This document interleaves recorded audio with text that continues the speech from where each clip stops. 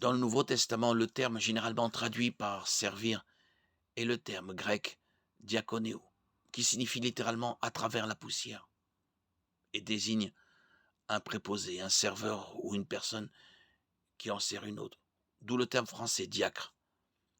Ce terme est employé en référence aux aides de l'Église dans le livre des Actes. Les 12 convoquèrent l'ensemble des disciples et dirent: il ne convient pas que nous délaissions la parole de Dieu pour servir aux tables. Acte 6:2.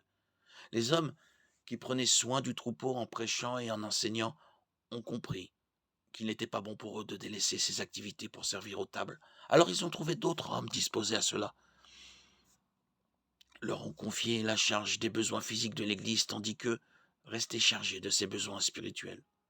C'était un meilleur emploi des ressources et des dons de chacun, qui a aussi permis que de nouvelles personnes prennent part au service et à l'entraide. Aujourd'hui, pour l'Église biblique, ces rôles sont essentiellement les mêmes. Les anciens et les pasteurs prêchent la parole, réfutent, reprennent et encouragent, avec une pleine patience et un entier souci d'instruire. De Timothée 4:2.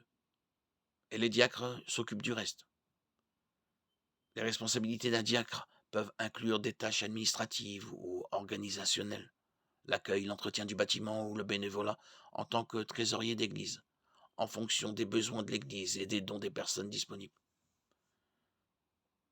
Les responsabilités d'un diacre ne sont pas clairement décrites ni énumérées dans les Écritures. Il s'agit de tout ce qui ne relève pas des responsabilités d'un ancien ou d'un pasteur.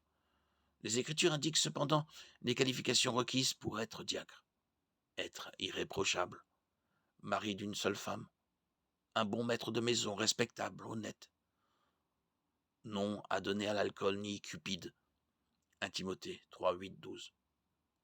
La parole décrit le ministère de diacre comme un honneur et une bénédiction.